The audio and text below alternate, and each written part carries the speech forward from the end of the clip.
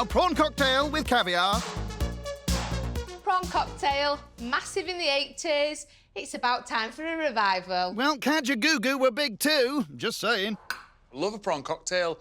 Caviar, I can take it or leave it, but I'll give it a go. I've actually never had a prawn cocktail before. I've avoided it like the plague. You can't tonight, I'm afraid. For her twist on a classic Mary Rose sauce, Sarah gets squirty with ketchup and mayo, then in goes a dash of lemon juice. Any sauce purists may want to look away now. She goes off-piste by adding a squit of salad cream and then a glug of vinegar. Sacrilege. If she's gone to the trouble of cooking off fresh prawns and marinating them with a twist, it could be great. I think I'd be shocked if she did buy packet prawns because there's been a few looks from my packet-bought items. Oh dear, they look shop-bought to me. I've never had caviar before, and I don't really want to. Well, tough, you're having it.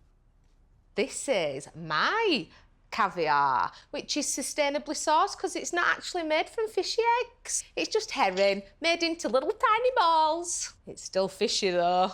Funny that. She'll assemble the dish with salad just before serving, so that's all she can do for now. I'm really happy. I think the food's going to be fantastic. So as Sarah scarpers up the stairs, her guests get down with the dress code. So the dress code is 80s pop star. She won't struggle with that because she's been around for a very long time. I'm liking it. Well, I can go along as Kylie, can't I? Hey, hope it's only Madonna. It's time to get into the grooves. Let's see if your guests have. First in and rocking my old locks, it's Jen. Hello! Hiya, Kylie! You look amazing. So do you. Come in. Welcome back to the 80s. Thank you. I don't actually remember the 80s much. Yeah, I think I'm a bit younger than you. She's not convinced. Aha! Here's Philip as Norwegian heartthrob Morten Harket. Party time! Hey! Oh, you look amazing. Come You on look in. great too. Welcome Got you back some to money. the 80s. Come on, let's have some Let's fun. go. So, Philip, who actually are you? I'm Shakin' Stevens. Oh, blimey, my mistake. Careful with the drink. Channeling a 90s icon, here's Ryan, loving the hair. Hello. Oh, my goodness me. Look at you. Let me shut that door and come on back to the 80s. Let's go. You look amazing. Look at that Thank you. hair. I just want to squish it. So, who are you? I am the fresh Prince of Bel-Air. Love it. Nicely done. Was that the 80s? No, the 90s. Are you ready for Freddie? Or will Sean do? Wow, uncanny. Oh, yes, I'm the... I love it! Are you ready for this? Oh my God! Blimey, it's like Live Aid.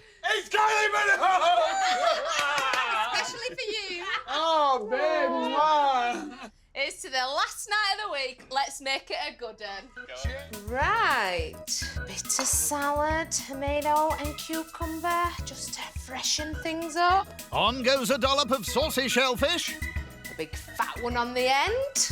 Paprika is sprinkled, and finally, I'm zhuzhing it up with a bit of caviar. how posh. Looking good. And good to go. Prawn cocktail, everyone. Tuck in. Cheers. Thank you.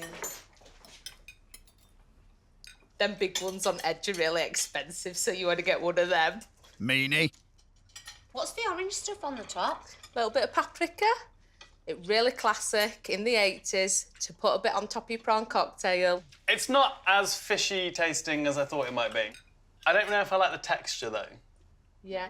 The little ones are a little softer in texture, so you might like them better. Cool. The big ones are always meatier. Bit more meaty. Yeah.